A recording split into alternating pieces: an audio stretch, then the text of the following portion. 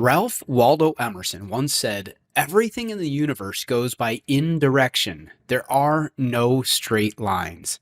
Today, we'll talk about the importance of this idea in attracting new customers for your business, in landing them, and in honestly adding more value to the world. This is the Heart Body Business Podcast. Inspiration, tips, and tools for entrepreneurs seeking a more fulfilling type of success. One that stems from exploring and expressing their true passion and purpose, and finding healthy ways to do so. All coupled with insights and action items to get a business moving in the right direction. I'm Steve, your host, and I invite you to learn more at heartbodybusiness.com. Maybe you've heard the business phrase about dating before you get married. It's the idea that no one wants to make a long-term commitment to something before they know what it's all about. In business, the bigger a commitment you ask of someone, the more they will need to journey on a path of understanding how you meet their wants and needs, and do so in a better way than the other options they know about. If you sell a chocolate bar, the date is when someone buys your first chocolate bar. They're investing only a little to try it, and if it's awful, then no more dates and no long-term association with your brand. But if you sell cars, something that not only costs a lot more, but might involve years of payments, and either way likely represents the one car they'll use for several years, then there's a lot more you're doing to help them choose your car, a lot more dating, so to speak. This might involve the branding they've been exposed to over several years, building a sense of what your car says about them if they drive it, who they're associated with by driving it. It might involve research online or in review magazines. It might involve a test drive. It might not involve any sort of purchase, as with the chocolate bar, but there may be an enormous investment of time, which is far more valuable. This is one way we can talk about no straight lines in business. It's not like, here's my car, buy it, and they buy it. No, it's a winding path up to this point. We have to consider what someone's dating process is with us before they're willing to commit to us, whether employers or employees or customers. And if we literally think of it in terms of dating, what does it take in dating before someone makes a commitment to us, or at least a healthy commitment? Generally, people become super conscious when they're first dating. You realize you need to listen to the other person and learn about them, and you need to put your own best foot forward, which means being really aware of your words and actions. Now, it's a topic for another day to discuss the tendency to stop being our best selves once we are in a committed relationship. But when dating, we generally know that we have to be conscious to bring out our very best. This is very much about being in the present moment, which I've spoken about in other episodes. In this process of dating, if we're looking for genuine compatibility, we observe the wants and needs of the other person, and we show how we can fulfill them, no different than in business. Where we make mistakes in both arenas is in the low energy path of trying to fulfill our own wants and needs before those of our date or our potential customer. We need to give in order to receive. Another major error is in trying to be something we're not, in order to sort of trick someone into dating us or becoming a customer, because that's not sustainable. In business, we see this, for instance, when sales makes promises that the company cannot actually meet. Just as someone might get a bad reputation in dating, we can get bad reputations in business by misrepresenting ourselves and, in the end, failing someone. In the age of the internet, this plays out in bad reviews that start to accumulate and prevents others from even wanting to date our business in the future.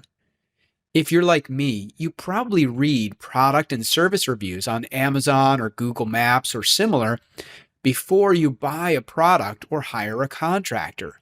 If it's based on enough reviews, Someone with a low rating on Google Maps will never hear from me, even for a quote, when I need a project done.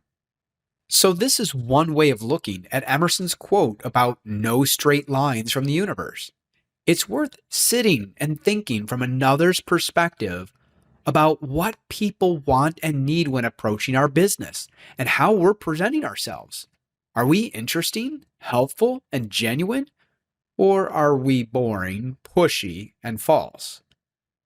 If you really go through your various funnels and think about this, think about how you look, how generous you're being, and how honest you're being about making someone's life better, you may find a lot of ways to improve who you are when dating prospective customers. But I'd like to look from another perspective at this idea of no straight lines in a way that really lines up with the heart, body, business message. One of the key points I make is how we process consciousness that enters us and directs us. I talk about how we are influenced through the gut or the body's consciousness, how we are through the brain or the personality, and how we are through the heart or our inner genius. Perhaps we call this our spirit, soul, or true self. Each of these influences how we contribute to the world.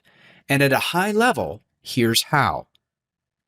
The body is about survival. It has no ambition about scaling a business or changing the world. It will do what's needed to pay the bills and perhaps seek to accumulate wealth for security purposes, but it's not brilliant and it's not creative. While the body is all important for carrying out higher plans, when it rules the nest, it is our lowest energy leader. It will achieve its purposes by any means because its own survival and that of its family or clan is most important. It's not thinking of higher purposes. So in my opinion, this is where you'll see lazy, which can include nepotism and corruption.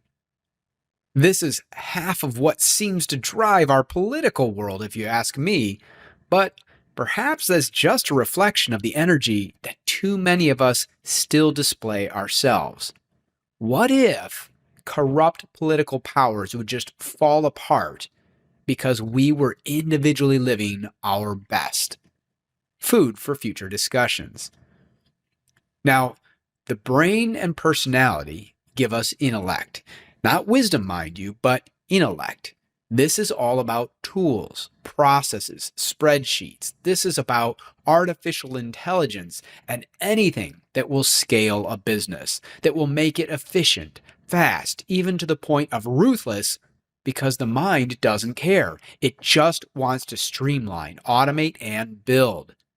The intellect is mere light without heat, the sun of a winter day, and just like winter, it does not represent life. On its own, it is a tool that seeks to mechanize everything. AI first, then robot spouses, then robot us, and our consciousness is uploaded to the cloud, where we live forever under someone else's rules. No thank you. But like the body, it's an invaluable tool when used in the right way.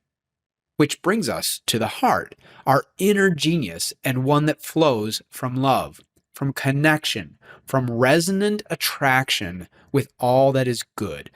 When we operate from the heart, we stand to attract all the good that the universe wants for us because we are not trying to control it, but are in its flow. I said that the mind gives us intellect, not wisdom. But when the intellect of mind is married to the love of the heart, then we have wisdom. And here we get back to this topic of straight lines. As Emerson said, the universe does not involve straight lines, and I'll take this for a moment literally. The body needs shelter. It will live in a cave. The brain will turn that into most houses we see today. Straight lines, easy to build, mass production. The body travels on foot or perhaps on horse. The brain wants to optimize the process and develops the wheel, then adds an engine. Okay, the wheel is round, but the mind would be happy with setting a box on top, like an old horse cart, if that were the most efficient way to get around. But of course, it's been smart enough to learn about aerodynamics and figure out how curves and angles allow our vehicles to move more quickly. The body is about necessity, the mind is about efficiency. The heart, on the other hand, is about creativity. It wants to incorporate beauty and experience into the home, into the car, into anything we bring into our lives. The mind buys things we need, the heart buys things we want. And in marketing, we know that what someone wants often has more sway than what they need. Why do you think people buy cars with extreme sound systems in them or underglow lighting? Why do you think they spend 100 grand or more on a sports car? They absolutely do not need such a thing, but they want it. The heart seeks out joy for our life experience. And honestly, it can find this joy in the simplest of things. Anywhere it finds beauty, from a sunset to a work of art to an act of kindness. But it can find it anywhere there is beauty, and even in something new which surprises us and again brings us joy. It's why innovation is so attractive when it contributes something positive. Things we need, they're important. But if we can afford it, we'll often spend more or otherwise go out of our way for something we need that offers a better experience, or even for something we do not need. And this is where brand plays an important role. That is, what is your identity as a business? Are you here to satisfy needs? Great.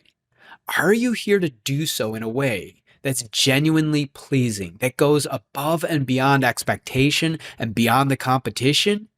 Even better. Apple broke the world of phones because of the experience it brought to users, later followed by the Android world.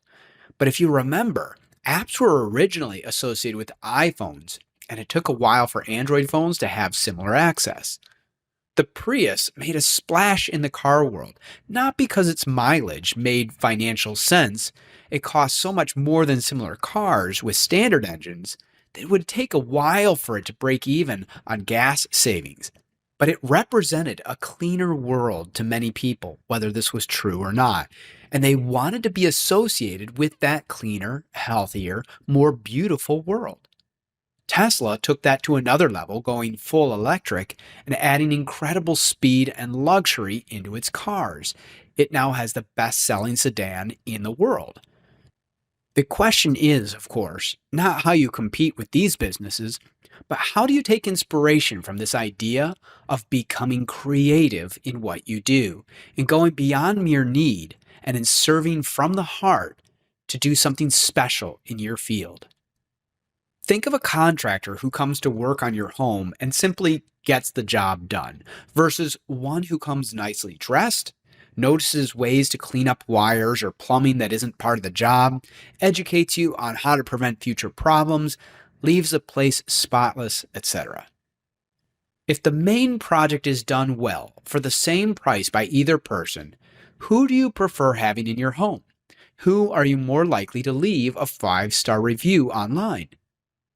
Take 2 supplements with the same ingredients, sold at the same price. One has an ugly label and one is beautiful. Which are people more likely to buy? Brand matters. Beauty matters.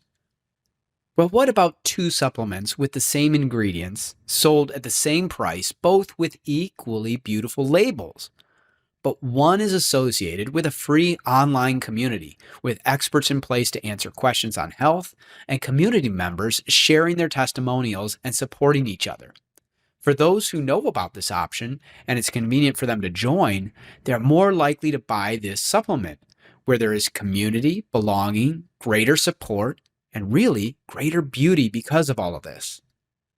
So what can you do to bring something beautiful to the world, to bring it more value, more meaning than just meeting needs, and instead genuinely enhancing the life experience? What can you invent? What can you improve? How can you enhance what you do? And how, dear listener, can you make this part of your brand? How can you let people know that this is what you stand for, so that when they tell others about you, they can attest to that something special you have brought to the world.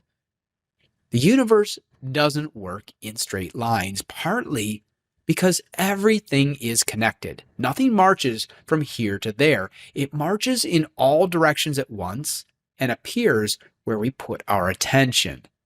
But it also doesn't work in straight lines because the universe isn't just here to meet our basic needs.